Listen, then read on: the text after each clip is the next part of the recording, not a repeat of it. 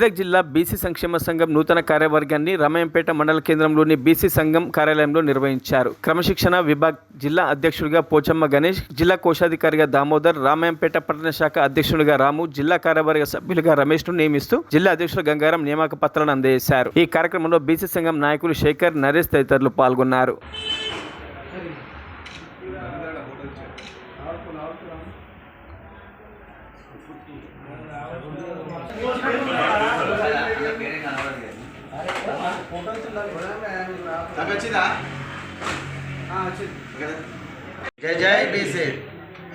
ఈరోజు మెదక్ జిల్లా బీసీ సంక్షేమ సంఘం కార్యవర్గం విస్తరణలో భాగంగా మన బీసీ సంఘం అధ్యక్షులు మెట్టు గంగారం గారి ఆధ్వర్యంలో కొత్త కార్యవర్గం కొంతమందిని చేర్చుకోవడం జరిగింది. అందులో భాగంగా మెదక్ జిల్లా క్రమశిక్షణ విభాగు అధ్యక్షులుగా నన్ను నియమించడం జరిగింది.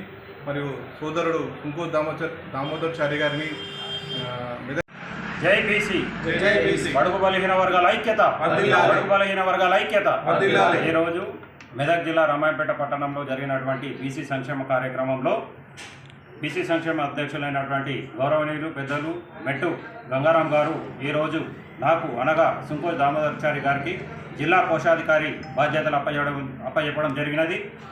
అట్లా ఈరోజు బీసీ సంక్షేమ సంఘం మెదక్ జిల్లా కమిటీ ముఖ్యంగా కొత్తవారిని ఉత్సాహవంతులు యువకులను కార్యవర్గంలోకి తీసుకోవడం జరిగింది.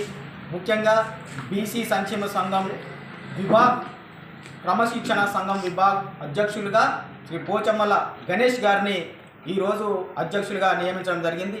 అదేవిధంగా మెదక్ జిల్లా బీసీ మరిన్ని అప్డేట్స్ కోసం మా ఛానల్ని సబ్స్క్రైబ్ చేయండి.